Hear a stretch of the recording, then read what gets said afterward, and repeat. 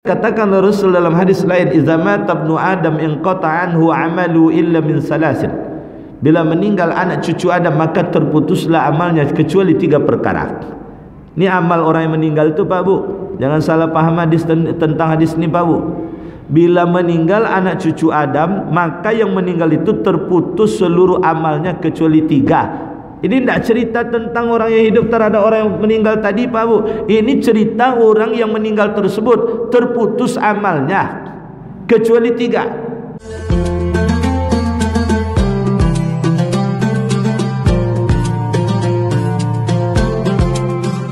Assalamualaikum warahmatullahi wabarakatuh.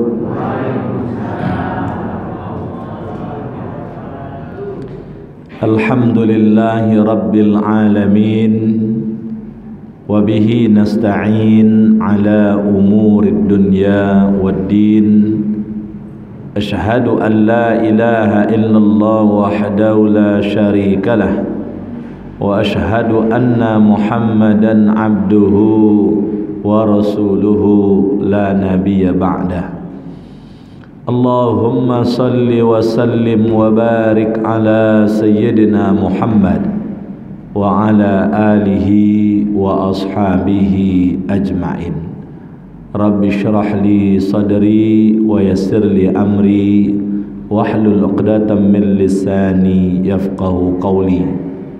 Raditu billahi rabba wa bil islami dina wa bi Muhammadin nabiyya wa rasula wa bil Qur'ani imama. Syukur alhamdulillahi rabbil alamin. Kemudian salawat dan salam kepada Rasulullah sallallahu alaihi wasallam. Allahumma salli wa sallim wa barik ala sayyidina Muhammad wa ala ali sayyidina Muhammad. Yang kita hormati Ketua Masjid Paripurna Baitus Salam beserta seluruh jajaran pengurus yang hadir. Yang kita hormati para orang tua kita, para tokoh masyarakat, bapak, ibu-ibu, hadirin wal hadirat rahimakumullah. Pada kesempatan ba'da subuh ini dan insyaallah ke depan selama Ramadan ini, bersama saya kita akan membahas tentang wakaf dan zakat. Bapak Ibu sekalian, pada pertemuan kali ini kita sedikit membahas tentang ibadah wakaf. Bapak Ibu sekalian, di dalam ajaran agama kita tidak sekedar mengajarkan syariat tentang ketaatan individual kita kepada Allah semata, baik itu solat, puasa, haji, umrah, baca Quran, zikir. Tetapi lebih dari itu juga membicarakan tentang ketaatan sosial kita. Kedermawanan kita menjadi hal penekanan di dalam ajaran agama Islam. Kalau Bapak Ibu jelimet dan teliti membaca ayat-ayat tentang jihad, sebutlah ayat-ayat tentang jihad, jauh lebih banyak Allah membicarakan tentang jihad harta bila dibandingkan dengan membicarakan tentang jihad fisik. Utsman bin Affan itu tidaklah setiap jihad fisik dia ikut, tetapi setiap jihad fisik berperang hartanya ada. Hartanya ada ikut di dalam. Misalnya di dalam satu peperangan dia langsung mengatakan, karena dia tidak ikut, "Ya Rasulullah, seluruh tunggangan yang dibutuhkan untuk berjihad saya nanggung." Jadi kuda, unta dia nanggung semua. Belum sempat lagi sahabat lain nak menyebutkan berapa nyumbang, dia langsung sebut, "Ya Rasul, seluruh pembiayaan konsumtif, makan, minum, semuanya saya nanggung. Begitu Utsman bin Affan.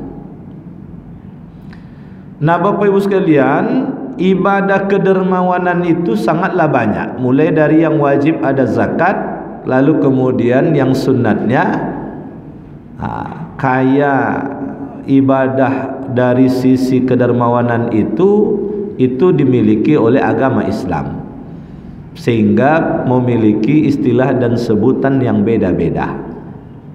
Dalam urusan ibadah harta berjangka panjang sampai kiamat, tak putus-putus pahalanya, itulah namanya wakaf. Sebagai wujud mensyukuri nikmat hidup, nikmat sehat, itulah yang disebut dengan sedekah. Sebagai wujud syukur terhadap rezeki yang kita peroleh secara spontanitas kita keluarkan di jalan Allah, itulah sebutannya infak. Tanda kasih sayang seseorang dengan yang lainnya disebut dengan hibah. Tanda orang mengapresiasi prestasi dari seseorang itu disebut dengan hadiah. Jadi beda-beda konotasinya Pak Bu. Jangan salah alamat Bapak Ibu nanti. Salah alamat maksudnya salah alamat ibadah.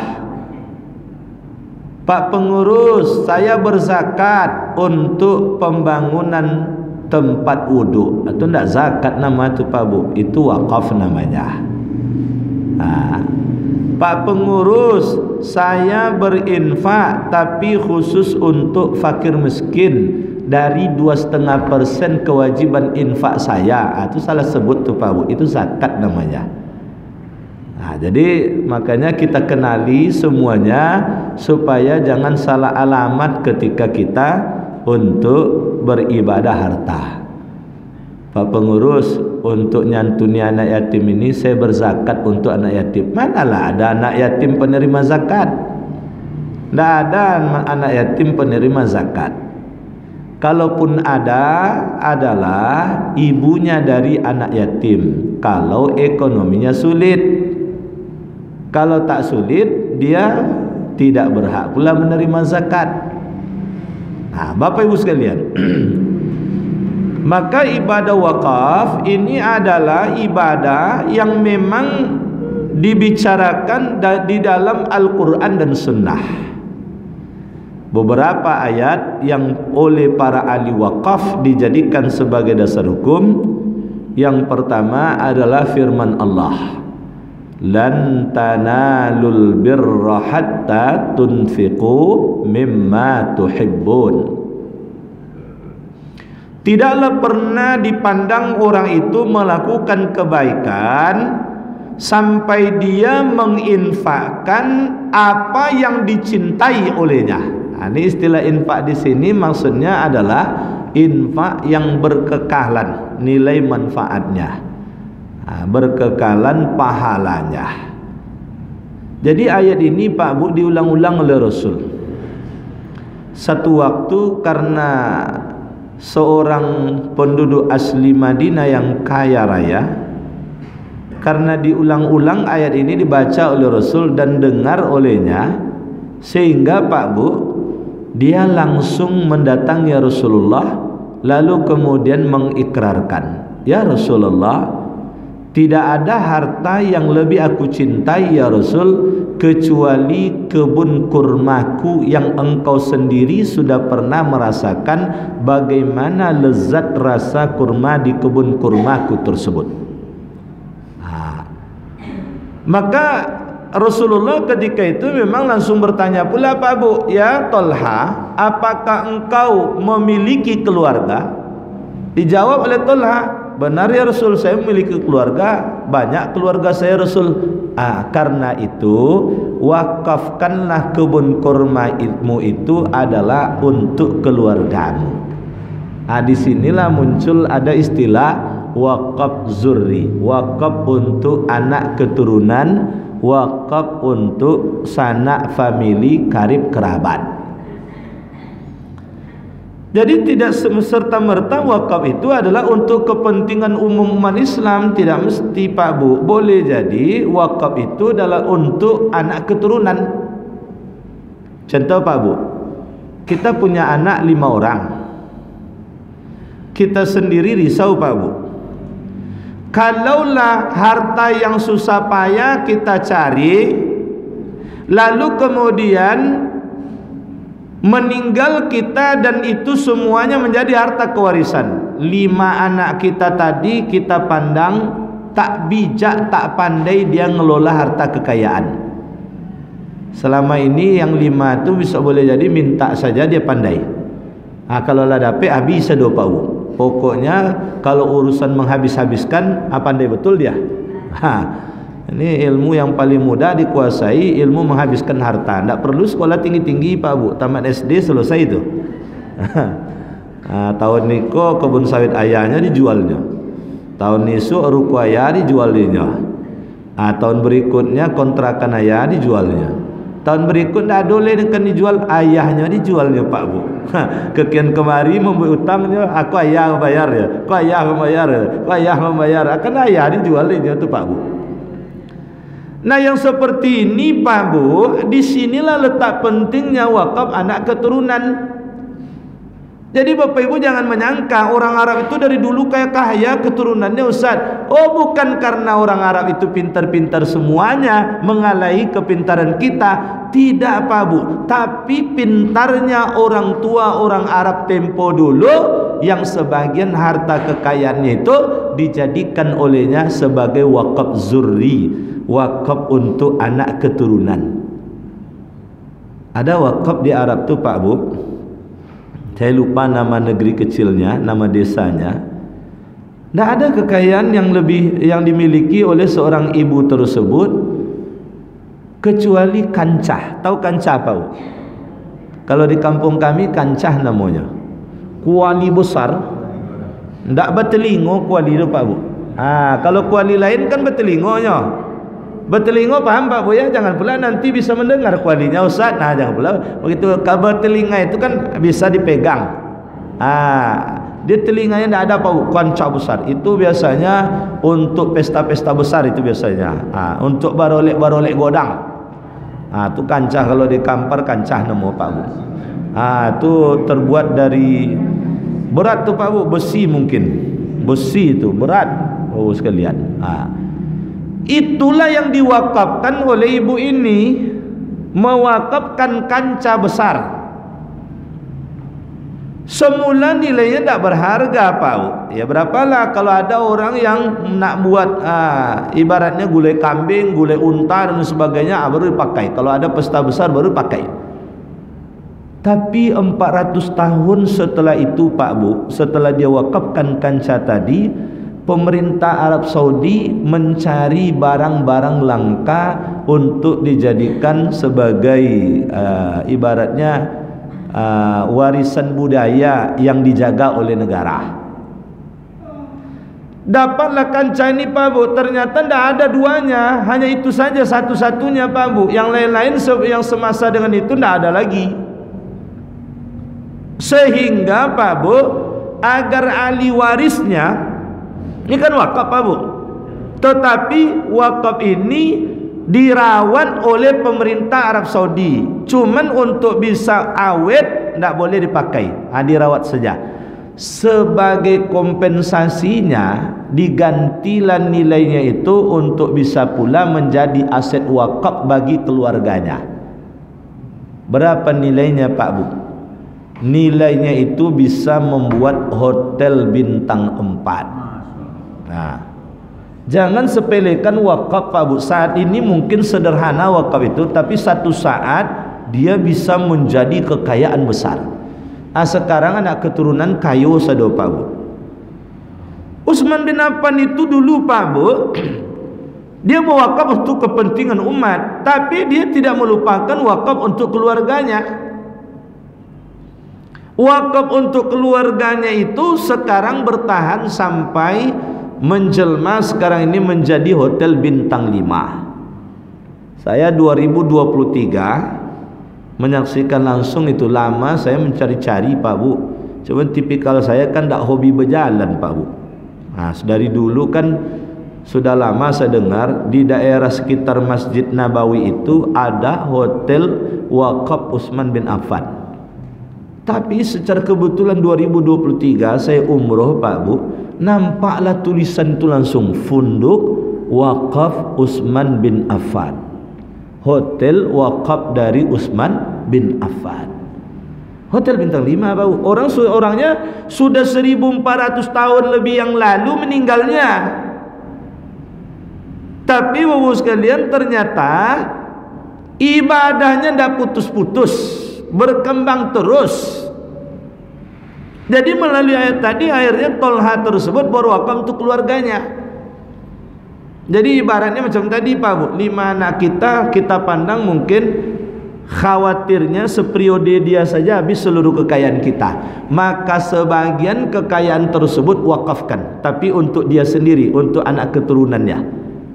Misalnya Bapak Ibu punya kebun sawit 50 hektar misalnya, aminkanlah Pak Bu, seketik deh Pak Bu.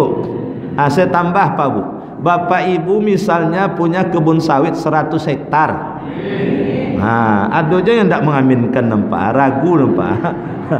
Ya, tak joleh kadang-kala Pak Bu, soal rezeki ini kita tak jelas Pak Bu. Hari ini mungkin nampaknya tak, tapi satu saat boleh jadi terbuka aja rezeki kita itu, tak nyangka kita, oh ikolah yang awak aminkan subuh Ramadan hari kedua tahun 1446 Hijrah. Baru nanti sekian lama yang akan datang baru kita sadar kadang-kala Pak Bu.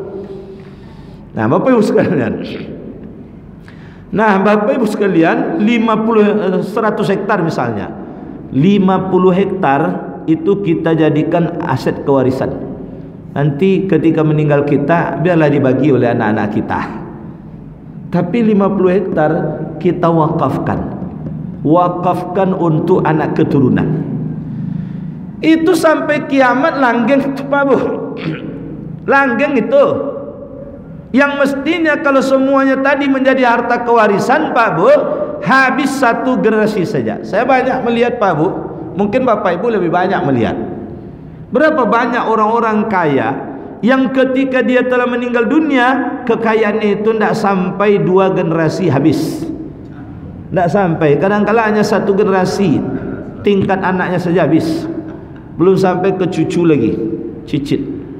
Nah, saya baru melihat yang berkembang aset kekayaan itu, entah mungkin Bapak Ibu banyak melihat. Yang masih berlanjut nih periode anaknya dan cucunya mungkin bisa melanjutkan keluarga awal bros, itu masih bertahan tuh bau. Malah berkembang terus dia. Mudah-mudahan periode cucu cicitnya nanti berkembang terus.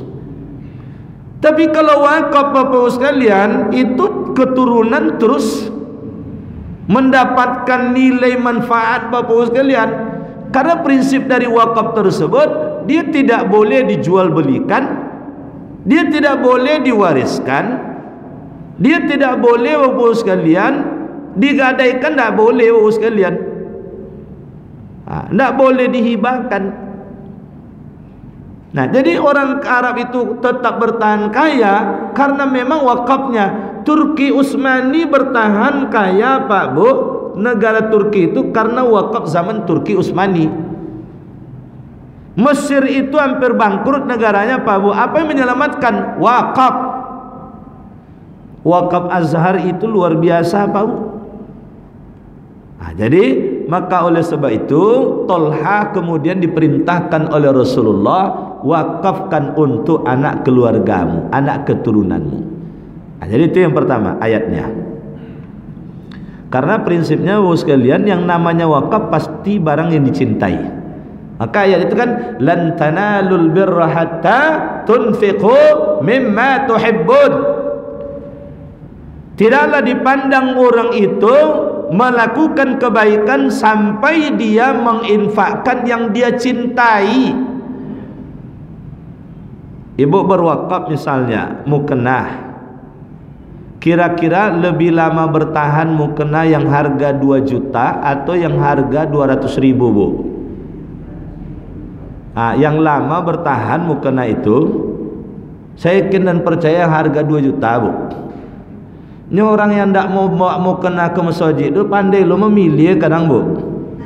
Yang 200.000 tadi kalau lah bersanding dengan yang 2 juta, yang 200.000 tu tak terpilih-pilih je Pak Bu. Tetap yang dipilih oleh orang yang 2 juta tadi pakai. Tengoklah. Tengok buka lemari, 10 mu kena itu. Asat di gigi kau dia. Apa yang harga 50.000. Jadi ibu-ibu kau bawa kau mau kena jangan yang harga 50.000 bu. Tak terpilih-pilih nanti bu. Awalnya bawa kau tapi tak pakai-pakai dia orang dah. Maka itu sebabnya ayat ini mengingatkan pada kita yang disukai, yang dicintai. Bapak Ibu sekalian, yang kedua, di dalam Al-Quran Allah Subhanahu wa taala juga berfirman, ya ayyuhallazina amanu ruk'u wasjudu wa'budu rabbakum waf'alul khaira la'allakum tuflihun. Wahai orang-orang yang beriman, rukuklah kamu, sujudlah kamu, sembahlah olehmu Tuhanmu, dan berbuat kebaikanlah kamu agar kamu sukses. Tidak ada kebaikan yang berkekalan pahalanya mengalir terus Pak Bu kecuali wakaf. Maka wakaf itu sekali berbuat kita Pak Bu, tapi pahalanya langgeng terus. Barangnya tidak habis. Kalaupun habis, lama waktu habisnya Pak Bu. Maka kita memang harus pintar Bapak sekalian untuk memilih dan memilah mana perbuatan baik yang seketika itu saja manfaatnya dirasakan oleh orang, mana perbuatan baik yang berkepanjangan diterima manfaat oleh kita sekalian dan dirasakan oleh orang yang menerima kebaikan tersebut. Nah, Bapak Ibu hadirin wal hadirat rahimakumullah. Sedangkan dasar hukum wakaf tentang dari hadis, ada beberapa hadis. Yang pertama dikatakan oleh Rasulullah berkaitan dengan pertanyaan Umar bin Khattab.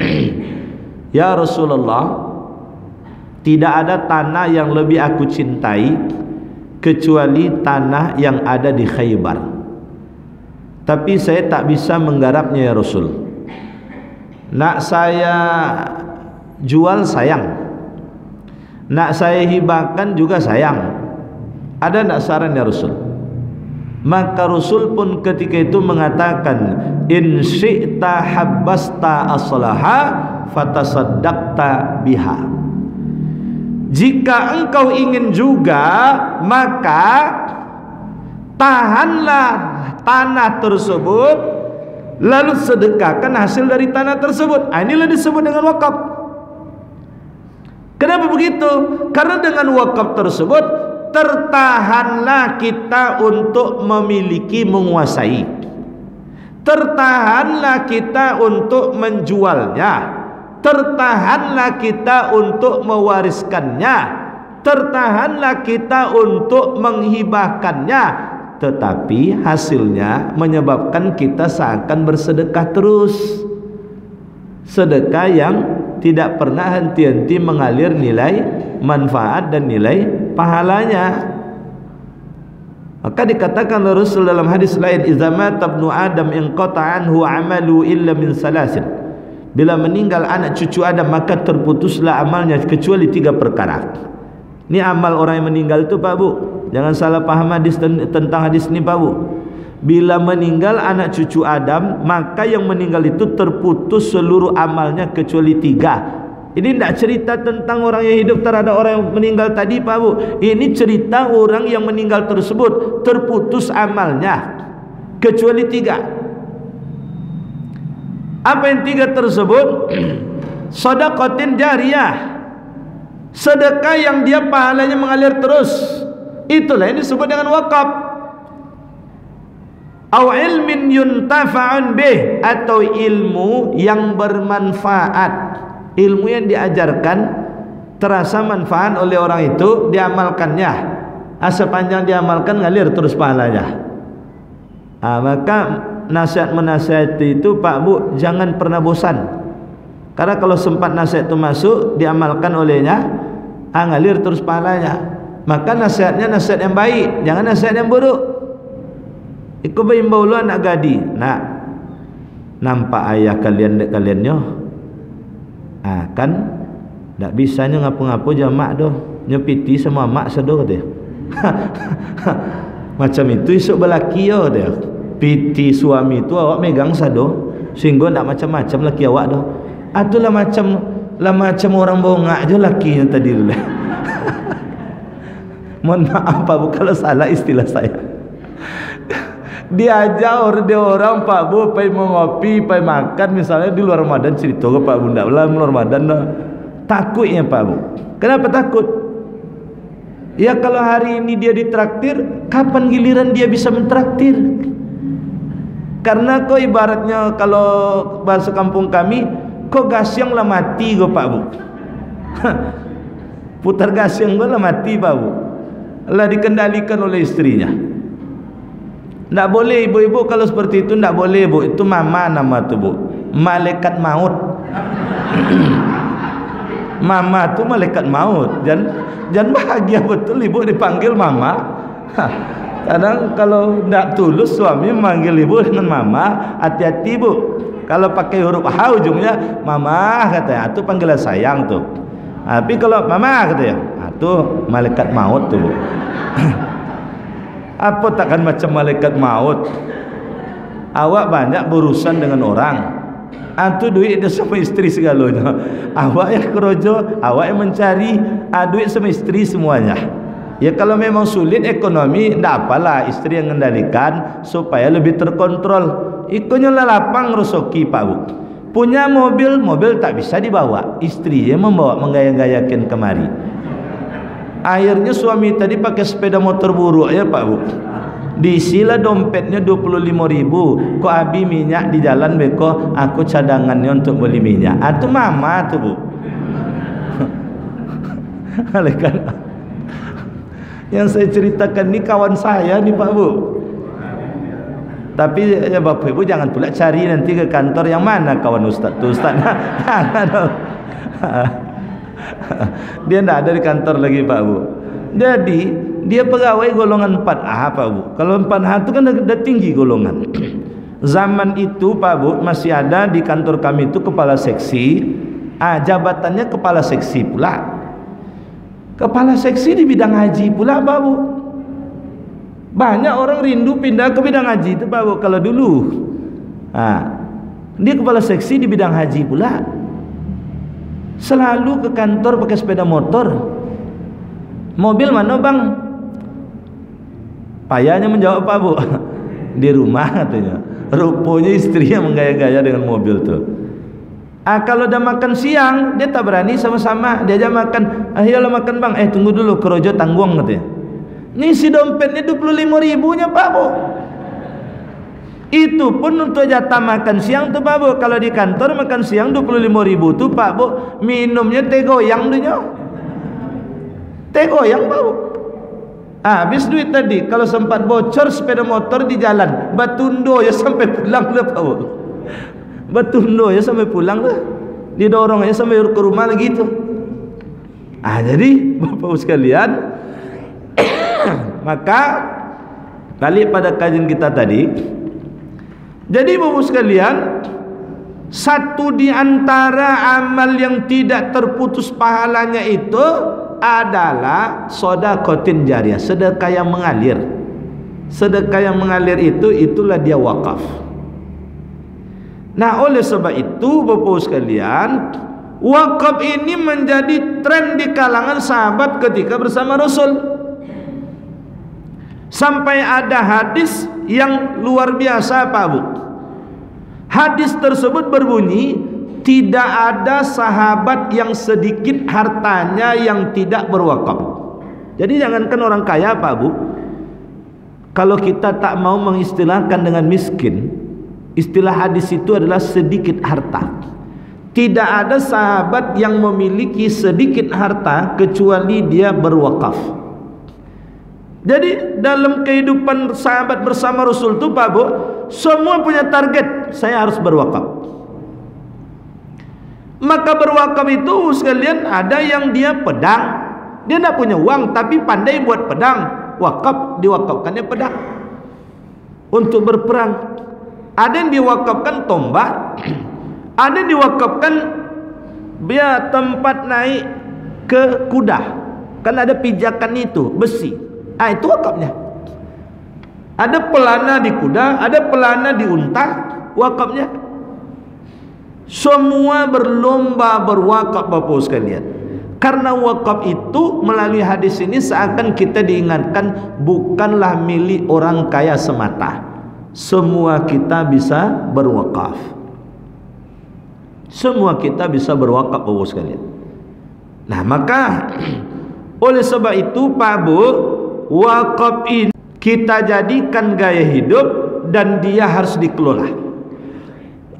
Dengan dikelola itu Pak Bu, insya Allah semua orang bisa terlibat berwakaf. Tapi kalau wakaf tak terkelola Pak Bu, pertama boleh jadi mungkin orang yang berwakaf hanya bisa orang-orang kaya saja.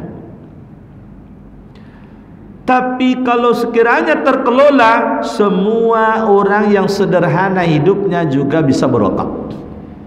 Contoh Bapak Ibu, misalnya kita ingin ya membangun pustaka misalnya, membangun gedung serbaguna yang di situ juga ada pustaka, ada kemudian guru yang membimbing mengajar, kan butuh bangunan fisik. Nah, untuk seperti ini kalau dikelola Pak Bu, insya Allah yang wakaf 1000 pun masuk. Tidak mesti kemudian saya semen 20 sak, 500 sak dan lain sebagainya. Sekalian, yang paling sederhana 1000, 2000 pun bisa masuk kalau dikelola. Jangan sepelekan yang 1000, 2000 Pak Bu. Kalau itu terkelola, dia bisa banyak jumlahnya dan dia bisa memiliki pengaruh yang signifikan. Ini contoh Pak Bu, di satu tempat di Riau ini, di tengah keprihatinannya melihat anak yatim yang terlunta-lunta, anak jalanan yang terlunta-lunta, fakir miskin yang masih banyak, ternyata gerakan zakat yang selama ini digerakkan olehnya belum bisa menuntaskan pemenuhan kebutuhan. Akhirnya dibuatnya wakaf melalui uang. Dengan wakaf melalui uang itu akhirnya terbelilah olehnya 60 hektar lahan. Yang dengan wakaf melalui uang tersebut lalu kemudian terbelilah bibit tanaman untuk ditanam. Sehingga sekarang Pak Bu, 60 hektar kebun sawitnya itu saya tidak tahu apakah sudah semakin berkembang. Tetapi yang jelas ketika saya meninjau saat itu Pak Bu, saya meninjau saat itu sekitar tahun 2016. Itu dengan hasil itu Pak Bu, sekali seminggu dia bisa nyalurkan sembako untuk fakir miskin 1000 fakir miskin. Dengan hasil itu dia sudah bisa membuat radio. Dengan hasil itu ketika itu dia membangun gedung sekolah berstandar nasional untuk SDIT, yang kabarnya beberapa bulan setelah selesai bangunan itu diterima, itu rata-rata anak-anak Sepron itu sekolahnya di sana. Nah, dulu masih Sepron namanya. Yang dengan hasil kebun sawit itu pengembangannya Bapak Ibu sekalian, mereka bisa membuat klinik kesehatan cuma-cuma atau klinik kesehatan gratis. Yang wakaf tadi 60 hektar kebun sawit itu tidak berkurang. Apalagi kalau harga sawit sekarang ini mahal nih Pak Bu. Luar biasa itu Pak Bu. Padahal boleh jadi yang ikut nyumbang di situ mungkin ikut di dalamnya berwakaf melalui uang itu yang ribuan-ribuan tadi. Tapi karena terkelola bisa kemudian menjadi aset yang luar biasa menjanjikan. Nah, maka Bapak Ibu sekalian, wakaf ini adalah sangat menjanjikan, tidak sekedar bagi kesejahteraan umat, tetapi juga keberlangsungan, keberlanjutan dari nilai ibadah orang yang berwakaf tersebut. Bapak Ibu sekalian, wakaf itu kalau dikelompokkan secara garis besar ada dua. Yang pertama namanya adalah wakaf khairi. Wakaf khairi itu adalah wakaf untuk kepentingan umum, wakaf untuk kebaikan bagi kepentingan umum umat Islam. Mana contohnya? Masjid ini. Ini wakaf Bapak sekalian, bagian dari wakaf kita. Baik yang tidak bergeraknya berupa gedung masjid ini ataupun berupa yang bisa digerakkan, dipindahkan seperti karpet, AC, lampu dan lain sebagainya, semua ini wakaf nih Pak Bu. Dan selagi ada masjid ini Pak Bu di dunia, baik utuh seperti ini ataupun berupa rongsokan bangunannya, itu akan tetap mengalir. Ini contoh lampu Pak Bu. Satu saat kan mati lampu ini. Kita beranggapan mati lampu habis nilai pahala saya wakaf lampu tersebut. Tidak. Dalam kitab Al-Fiqh Al-Islami wa Adillatu yang ditulis oleh Wahbah Az-Zuhaili, selagi rongsokan dari lampu tersebut masih ada di dunia ini, maka dia tetap akan mengalir pahalanya. Karena insya Allah tidak ada barang itu yang tidak memberikan nilai manfaat selagi ada di dunia ini. Kecuali kalau dibuang di luar dunia. Kira-kira kemana bisa kita buang tuh Pak kalau keluar dari dunia? Ke planet Mars masih dunia, ke bulan sana masih dunia.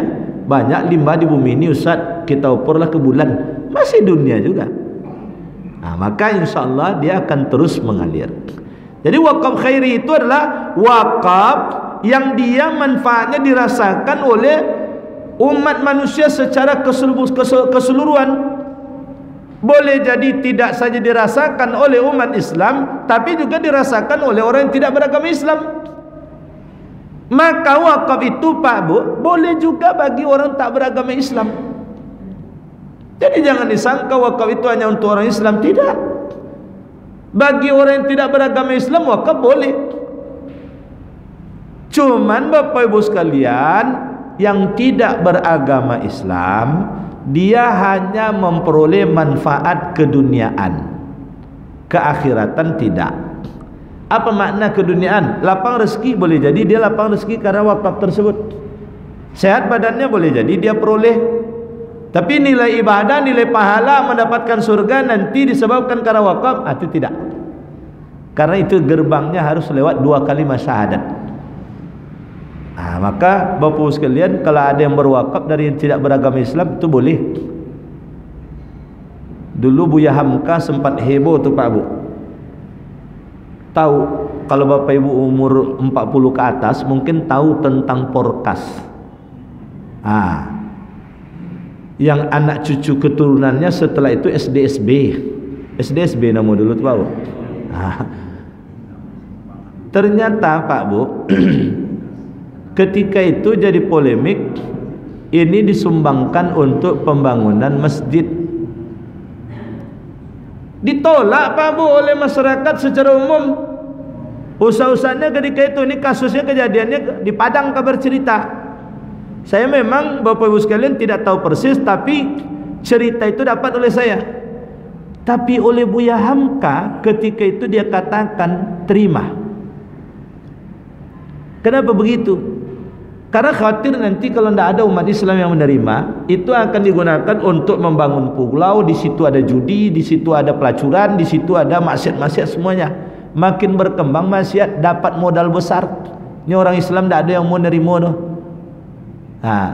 Maka yang seperti ini dalam konsep Islam namanya dana non syar'i. Dana non syar'i ini Pak Bu bisa digunakan untuk sesuatu yang semua orang bisa memanfaatkannya. Jadi kalau ibaratnya dibangunkan kebangunan masjid, masjid itu kan bukan bangunan untuk tempat ibadah saja, bisa wuduknya, bisa toiletnya, bisa menaranya, yang itu bisa dirasakan manfaat. Menara kita Pak Bu, bagi orang tak beragama Islam kadang dia bersyukur tuh Pak Bu. Orang Islam mengumandangkan azan, cepat dia bangun. Cuman bagi sebagian yang mungkin dianggapnya mengganggu. Teman-teman saya banyak di kantor Pak Bu, di Kementerian Agama itu kan tidak semua beragama Islam. Bagi yang tidak beragama Islam itu dia katakan pada saya, Pak Bu, saya bersyukur umat Islam mengumandangkan azan pakai menara itu, karena azan di masjid itulah saya bangun.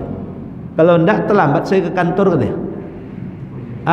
Jadi Bapak sekalian, untuk hal seperti itu boleh Bapak sekalian. Tapi mungkin kalau dijadikan untuk beli karpet kita solat di situ, mungkin itu mungkin Bapak sekalian ya muncul sifatnya syubhat. Tetapi kalau untuk yang lain-lain melengkapi fasilitas, yang fasilitas itu sewaktu-waktu bisa juga dipakai oleh orang tak beragama Islam. Ini WC tempat wudhu tuh, kalau ada orang tak beragama Islam nak buang air dia di sana, jangan pula ditanya apa Bu KTP-nya. Nampak dia tidak pernah ke masjid, dia ke WC oleh petugas masjid. Tengok dulu KTP, apa agama? Ikut nak keluar oleh Pak Bu. Gara-gara ditanya KTP tadi, sibuklah keluar di luar WC dia. Kotoran tadi akan tambah payah jadinya petugas masjid membersihkan.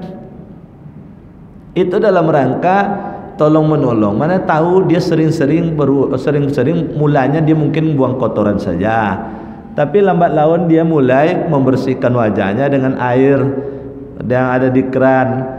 Lambat laun ditengok-tengoknya orang Islam solat berjamaah, selesai solat tu senyumnya sumringah nama itu Pak ya, sumringah, cerah-cerah wajahnya, enak jadi orang Islam ni nampaknya, tertarik dia. Jadi security kita tolong sampaikan teladan, nanti masuk sembarangan saja orang, jangan pula tanya KTP-nya apa agamanya nanti, jangan pula tanya itu. Kecuali kalau masuk ke areal yang seperti ini tidak boleh. Ini areal di sini masuk khusus orang beragama Islam, karena ini tempat khusus beribadahnya. Tak boleh campur aduk Pak Bu. Nah, Bapak Ibu hadirin wal hadirat rahimakumullah, yang kedua adalah wakaf zurri. Wakaf zurri ini adalah wakaf yang diperuntukkan khusus. Wakaf ini diperuntukkan khusus. Boleh jadi diperuntukkan khusus penerima manfaatnya, boleh jadi diperuntukkan khusus terhadap isi dari wakafnya. Kalau penerima manfaat macam tadi Pak Bu, wakaf zuri untuk anak keturunan atau khusus penerima manfaat. Boleh jadi Pak Bu, wakaf zuri itu apa? Misalnya untuk membangun asrama pondok pesantren, kan khusus tuh. Berarti pesantren itu saja penerima manfaatnya. Bisa jadi mungkin untuk membangun pos ronda, itu bisa wakaf juga artinya itu Pak Bu. Saya berwakaf untuk bangunan pos ronda syar'i. Pakai lo syar'i Pak Bu, pos ronda syar'i. Jadi ada ketentuan di situ, tidak boleh main domino, karena nanti dikhawatirkan akan ada judi. Maka yang seperti itu pos ronda syar'i nama tu Pak Bu. Tapi jangan pula dibuat dia istilah situ, buat pula tulisan pos ronda syar'i. Jangan, tidak usah. Nanti orang yang tak beragama Islam takut pula masuk ke pos ronda itu. Yang ronda itu kan tidak saja orang Islam saja, boleh jadi yang tak beragama Islam. Jadi wakaf itu sangat luas sekali cakupannya. Maka oleh sebab itu berpaculah kita Pak Bu, minimal sebelum kita wafat, kira-kira wakaf apa yang kita tinggalkan untuk setelah kita wafat nanti. Ini dulu Pak Bu sebagai kajian kita pagi ini. Sebelum saya tutup, ada pertanyaan Pak Bu? Ya, silakan Bu. Waalaikumsalam.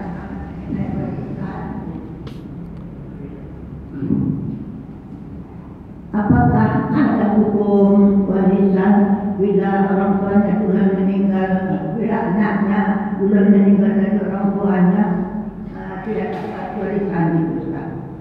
Oh ya, anaknya lebih dulu wafat daripada orang tuanya. Dalam hal ini kalau kita kaji warisan itu dia muncul setelah wafatnya seseorang, dan itu diberikan kepada ahli waris yang masih hidup. Ahli waris yang masih hidup. Nah, kalau begitu, ketika anak dia ternyata lebih dulu wafatnya, maka cucunya itu terhalang mendapatkan kewarisan disebabkan karena ada anak. Ini si A, si B suami istri. Meninggal si A suami. Mereka punya 4 anak. Yang hidup tinggal 3. 1 meninggal. Yang 1 meninggal ini kan punya anak. Anak dari yang meninggal ini terhalangi oleh 3 anak yang hidup untuk mendapatkan kewarisan. Nah, maka tidak berlaku namanya ahli waris pengganti di situ. Dia baru ahli waris pengganti itu, Pak Bu, begini. Si A dan si B suami istri. Si A wafat suami, tapi harta kewarisan tidak juga dibagi. Anaknya 3. Nah, ini kan 3-tiganya berhak nih, tidak juga dibagi. Setelah itu meninggallah 1 anak, tinggal 2 anak. Meninggallah ibu atau istri dari si A tadi, si B. Ini untuk kewarisan si A, anak yang 1 meninggal tadi itu kalau dia punya anak, anaknya itu yang disebut sebagai ahli waris pengganti, itu dapat. Tapi dari kewarisan si B, yang istri atau ibu mereka, dia tidak dapat. Jadi Bapak Ibu sekalian, kewarisan itu dia berlaku penerapannya begitu meninggal salah seorang dari suami istri tadi, atau begitu siapa saja meninggal, ketika telah meninggal itu kewarisan itu berlaku. Contoh begini Pak Bu, suami istri, suami si A, istri si B. Dia punya 3 anak. Meninggal suami si A, aset harta mereka 3 miliar. Karena sama-sama mereka mencari, tidak dibedakan mana harta suami, mana harta istri, maka Bapak sekalian, 3 miliar ini bagi 2. 1,5 miliar milik almarhum, 1,5 miliar milik si B, istrinya yang masih hidup. Nah, karena yang meninggal ini punya anak 3 orang, maka istri mendapatkan 1/8. Jadi istri dapat 1,5 miliar punya dia, lalu dari 1,5 miliar punya suami yang meninggal tadi, dia dapat 1/8. Sisanya ini adalah milik anak. Kalau sekiranya meninggal tersebut tidak lagi punya orang tua. Tapi kalau punya orang tua, punya ayah dan ibu, ayah dan ibu ini masing-masing dapat 1/6. Dapat 1/6. Jadi maka oleh sebab itu, dalam hal seperti ini bagaimana Ustaz? Kan ibu hati cucu-cucu tadi, karena ayahnya lebih dulu wafat daripada kakeknya. Disitulah berlaku sedekah. Maka harta kewarisan itu Pak Bu, tidak serta-merta dibagi langsung. Yang pertama, selesaikan dulu biaya pemakaman jenazah. Yang kedua, selesaikan hutang piutang. Yang ketiga, selesaikan wasiat. Yang keempat, bersedekah kepada ahli waris yang terhalang mendapatkan kewarisan. Terhalang disebabkan karena ada ahli waris lain. Yang cucu tadi kan terhalang. Terhalang disebabkan karena ada anak, karena ada paman-pamannya. Maka oleh sebab itu sedekah dulu ke sini. Nah, jadi sehingga kemudian jangan nanti begitu datang cucu tadi, ngapong kemari go katanya, langsung bertanya aja macam tu, ngapong kemari go katanya. Ayang lah meninggal dulu, meninggal pada datuk kalian golenya, ndak ada hak kalian. Itu ndak boleh Pak Bu. Sedekah padanya. Berapa sedekah? Tergantung Pak Bu, kesepakatan dari ahli waris yang hidup. Ya kalau dia munculkan haknya sebanyak hak dia, itu hebat betul, bagus tuh Pak Bu. kita munculkan sajalah, hanya kita kan bertiga, adik beradik berempat nih katanya. Satu meninggal saudara kita, tapi kan dia punya anak, kasihan.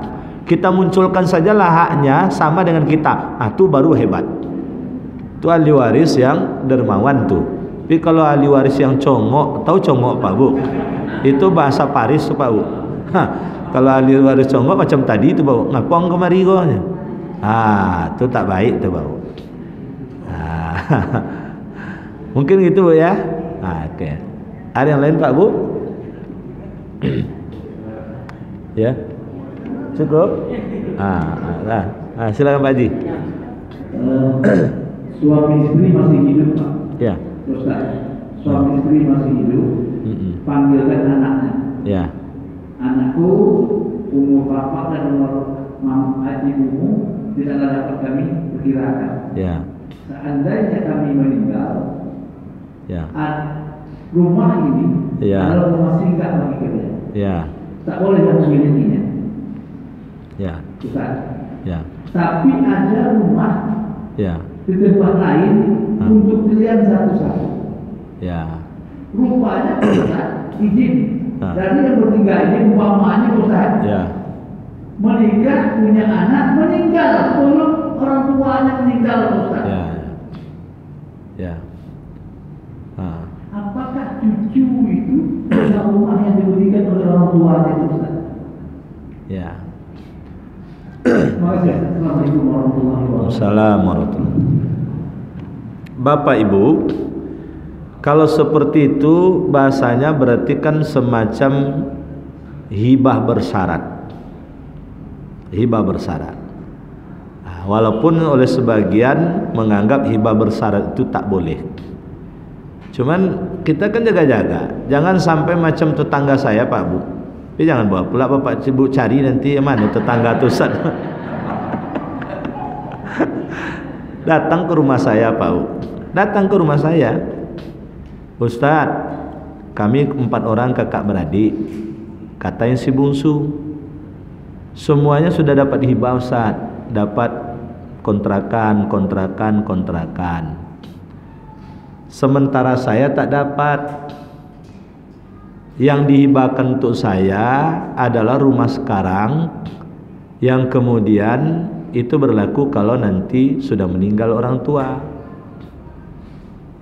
Boleh enggak Ustaz saya balik nama, lalu kemudian ibu yang masih ada numpang aja dengan saya?